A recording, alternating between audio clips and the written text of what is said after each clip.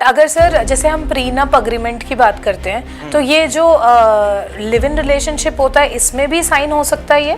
देखिए, but Indian law में इसकी वैलिडिटी नहीं है। अब मैं आपको थोड़ा एक्सप्लेन कर देता हूँ। हाँ। ये प्रीनप एग्रीमेंट बेसिकली, जिसे प्रीनप्शल एग्रीमेंट भी बोला जाता है, और ये अतुल सुभाष के केस के बाद से ही बहुत ज्यादा डिस्कशन में आ रहा है। बहुत सारे लोग इस एग्रीमेंट की बात कर रहे हैं, बट कोई इसमें पूरी इंफॉर्मेशन प्रोवाइड नहीं कर रहा है कि क्या इंडिया में लीगल है या नहीं है, क्योंकि जितने भी हमारे यूरोपियन कंट्रीज है उसमें ये लीगल है। ठीक है, अब मैं आपको एक्सप्लेन कर देता हूँ। प्री मतलब होता है प्रायर, नप्चल मतलब होता है रिलेटेड टू मैरिज। अब यूरोपियन कंट्रीज में क्या करते हैं, मान लीजिए अगर कोई भी कपल शादी करने वाले हैं तो वो उससे पहले ही एक एग्रीमेंट बना लेते हैं। उसमें सारी चीज डिस्क्राइब होती है कि अगर हमारा फ्यूचर में किसी भी तरह का डिस्प्यूट अराइज होगा, जैसे कि मेंटेनेंस की बात आई, बच्चे की कस्टडी की बात आई, प्रॉपर्टी में कितना लेना देना है, जो भी हो वो पहले से डिसाइड करके रख लेते हैं।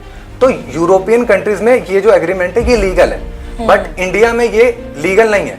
अब क्यों नहीं लीगल है? क्योंकि देखिए, हमारे इंडिया में मेंटेनेंस के लिए हो गया, डिवोर्स के लिए हो गया, ऑलरेडी लॉ बने हुए हैं। तो अगर आप कोई भी ऐसा एग्रीमेंट बनाते हैं जो हमारे लॉ को बाईपास कर रहा हो तो वो इलीगल माना जाएगा। और यही चीज कहता है सेक्शन 28 इंडियन कॉन्ट्रैक्ट एक्ट, कि अगर कोई भी एक ऐसा एग्रीमेंट बना लेते हो जो हमारे एग्जिस्टिंग लॉज को बाईपास कर रहा हो तो ऐसे कॉन्ट्रैक्ट को वैलिड ही नहीं माना जाएगा। किसी भी तरीके की वैलिडिटी है ही नहीं।